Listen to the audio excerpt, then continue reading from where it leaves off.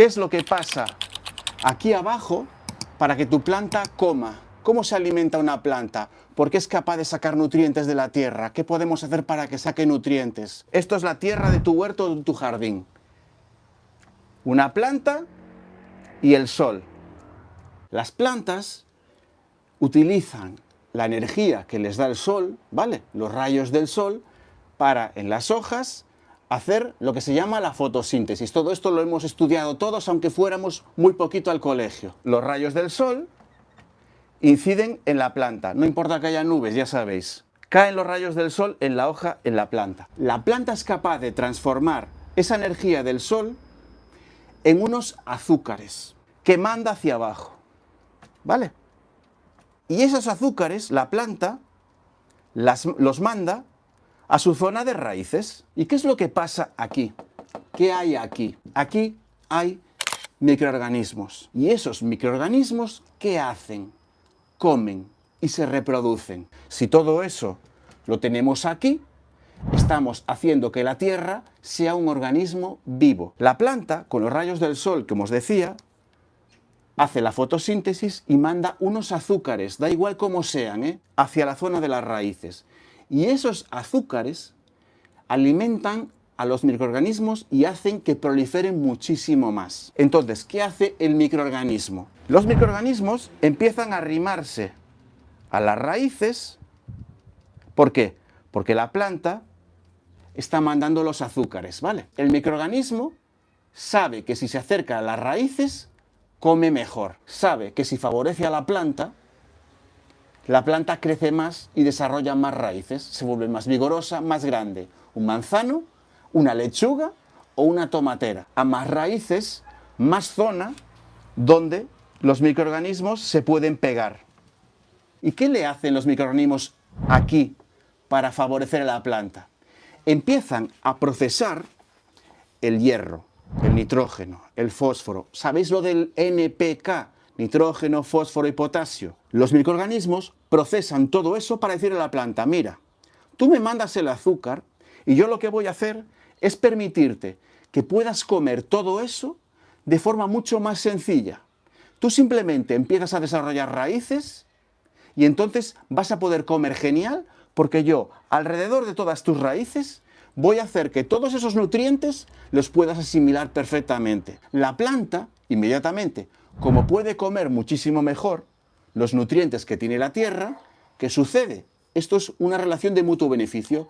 La planta come más y crece más fuerte, le salen más ramas. ¿Y qué sucede? Forma mucho más tejido radicular. Más raíces, más microorganismos. Más microorganismos, más nutrientes. Más raíces, más capacidad de absorber agua. La planta pasa menos sed. Hay microorganismos de todo tipo, unos más buenos y otros menos buenos. Entre, por ejemplo, los malos, hay cosas que no son buenas. Vamos a ponerlo así. El Fusarium, una especie de hongo muy dañino, por ejemplo, para una tomatera, imaginaos que esto fuera una tomatera, el Fusarium lo único que pretende es entrar dentro de lo que es la raíz de la planta, entra en la planta y la contamina, y empieza por las raíces y sube hacia arriba, y se alimenta de las savias y los azúcares de la planta. ¿Qué pasa? Que para alimentarse lo acaba dañando, y no solo es que lo dañe una tomatera, es que puede dañar toda esta tomatera y mientras come siempre va proliferando el Fusarium. Entonces, el Fusarium empieza a invadir toda tu tierra. ¿Qué hacen estos microorganismos que están aliados y beneficiándose de lo que es la planta? Las famosas micorrizas, las tricodermas y las rizobacterias. Imaginaos que el Fusarium atacó toda esta parte de las raíces y las raíces se fueron necrosando. Entonces, la planta ya no es capaz de mandar los azúcares. Entonces, ¿qué hacen los microorganismos que podemos decir los buenos? Combaten el Fusarium de la siguiente forma, de una forma súper básica. Mirad, vamos a ponerlo así para que lo entendáis. Imaginaros que esto es una raíz, vamos a ponerla así muy gorda, y que aquí hay esas famosas micorrizas y tricodermas de las que os hablé antes. Aquí llega el Fusarium. Vamos a ponerlo como si fuera así. Lo primero que pasa cuando tú tienes la tierra llenísima de microorganismos buenos es que en tu raíz Los microorganismos buenos están tan alrededor de la raíz que no permiten que sea tan fácil llegar a la raíz. Entonces, es una barrera ya simplemente por espacio. Las tricodermas acaban atacando el fusarium. Y no solo eso, sino que las tricodermas se alimentan del fusarium. Entonces, se lo comen.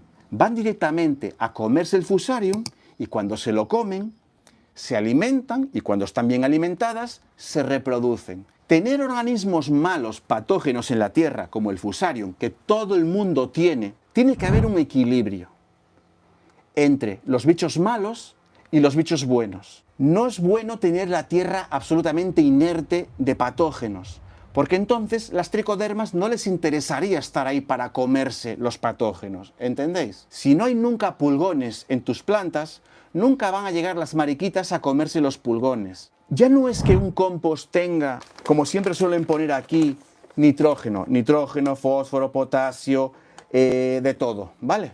Porque tú haces un análisis químico de un compost y te va a salir que tiene hierro, zinc, boro, manganeso, níquel, cadmio, azufre, 1000 cosas. Y ahí hay micorrizas, tricodermas, rizobacterias y otras cosas, que cuando entran en contacto con nuestras raíces, hacen que la planta esté protegida y sana. Y ahora viene la gran pregunta: ¿cómo es posible que la industria de la agricultura, en vez de utilizar estas cosas, utilice abonos y fertilizantes de síntesis química? Cuando tú aportas ureas, cuando aportas el famoso triple 15, es que no estás metiendo los microorganismos que están ayudando a la planta.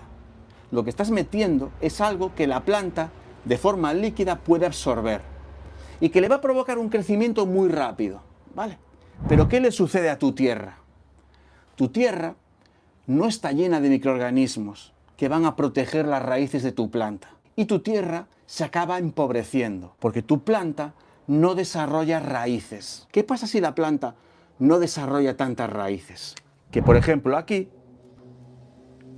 empieza a salir una hierbita, y esa hierbita forma unas raíces, y con esas raíces extrae agua y nutrientes de la tierra. ¿Cómo consigue la industria agroquímica que estas hierbas no compitan por ese abono NPK que hay que pagar, químico? Echan un herbicida, un veneno, que quema la plantita que compite con esta. Y al utilizar esos herbicidas, todas esas micorrizas, etcétera, se esfuman. ¿Qué pasa inmediatamente? Como tú eliminaste las micorrizas, las tricodermas, las rizobacterias, el fusarium, que era el famoso bicho malo que intentaba atacar la planta, va a ir ahí muchísimo más, porque ya no tiene su enemigo natural que estaba aliado con la planta. ¿Cómo hace la industria de la agricultura agrointensiva química? Lo que hacen es echar venenos que matan el fusarium, que es un hongo. Entonces lo que hacen es meterle fungicidas de síntesis química en forma líquida en la tierra. Entonces están añadiendo herbicidas, están añadiendo los fungicidas para eliminar los bichos, pero claro, las micorrizas y las tricodermas no dejan de ser también un hongo. Entonces están eliminando todos los bichos. ¿Por qué de inicio conviertes tu industria en algo que va a dañar la tierra de forma tan severa que tu única solución es una huida hacia adelante? ¿Qué vas a tener que hacer? Como no hay nada que alimente las raíces de la planta, te ves obligado a meter más y más y más urea y más nitrofosca y más triple 15. ¿Por qué los bosques no hay que ir a abonarlos? ¿Os dais cuenta? Porque en un bosque, él mismo se mejora de forma automática. Cae una hoja y se descompone. Un animal hace sus necesidades y se descompone. La tierra no para de mejorar.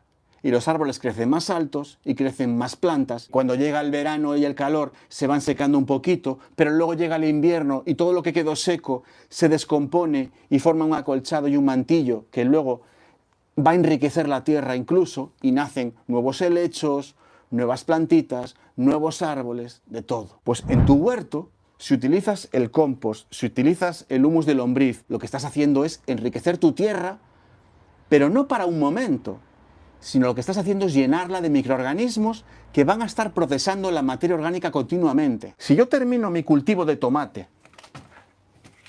o de girasol, o de lechuga, si yo dejo las raíces de la planta antigua, ¿qué había al lado de estas raíces? Un montón de microorganismos buenos. No tienes que arrancar las raíces de una planta vieja. Es como que te estorba para poner la tierra más aireada y todo eso. Entonces, normalmente se suelen arrancar. Pero siempre quedan los micropelitos de las raíces de los cultivos. Aunque tú los arranques, siempre quedan micropelitos enganchados en la tierra. Y esos micropelitos están llenísimos de microorganismos buenos. La tierra no para de enriquecerse. Por eso hay que seguir abonando y hay que seguir fertilizando. ¿Cómo os digo yo siempre que fertilizo? Con las famosas biomelazas. Esta biomelaza, voy a tapar la marca para que veáis que aquí no hay nada patrocinado, pero está en la descripción del vídeo. Esto es un fertilizante líquido para huerto y frutales. Es una biomelaza. Mirad cómo es por aquí. ¿Lo veis? Es como un líquido denso. En España, por ejemplo, se hace con remolacha azucarera, pero se puede hacer con el azúcar de caña, ¿eh? ¿Qué hacen esos azúcares?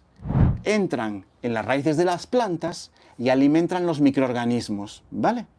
Entonces, es una forma de fertilizar que enriquece de azúcares la zona de las raíces de la planta y los microorganismos se reactivan. Al reactivarse, favorecen a lo que es la planta crece más, la planta se espabila, forma más hojas, más grandes y manda más azúcares. Y entonces es una forma de hacer que no se pare, vamos a decir así, la rueda que está beneficiando con microorganismos tus plantas y tus cultivos. ¿Podemos meter micorrizas, rizobacterias, tricodermas en nuestra tierra?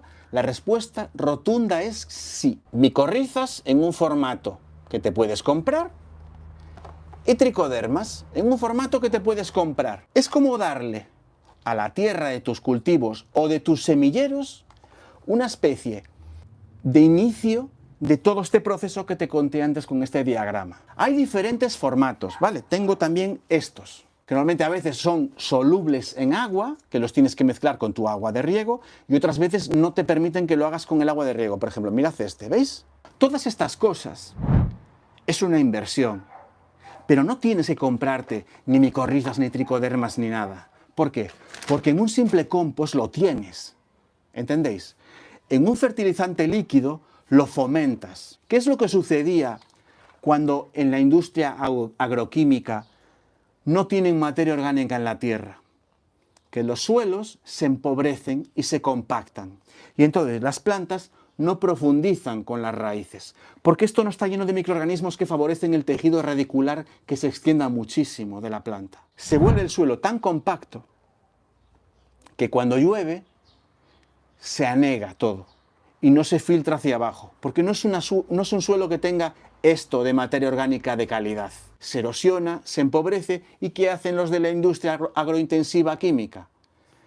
Terminan de cultivar aquí, se dan cuenta de que no les sale rentable porque tienen que añadir demasiados químicos, demasiado herbicida, demasiado fungicida químico para eliminar los bichos, los microorganismos malos, y se marchan a otro sitio. ¿Sabéis cómo recuperan estas tierras empobrecidas?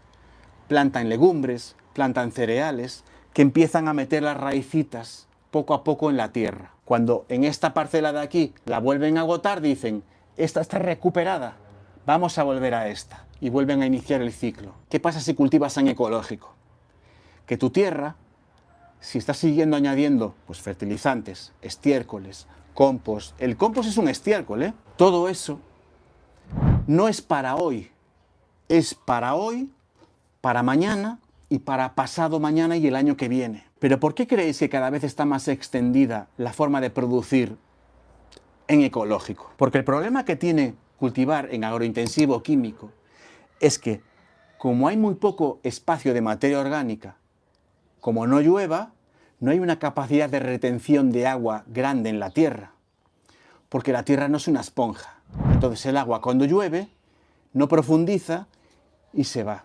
Entonces los suelos se desertifican. Está demostrado que los suelos enriquecidos con materia orgánica se enriquecen, se hacen más esponjosos, con más retención de agua, que las raíces de los cultivos profundizan más y a la larga se vuelven rentables.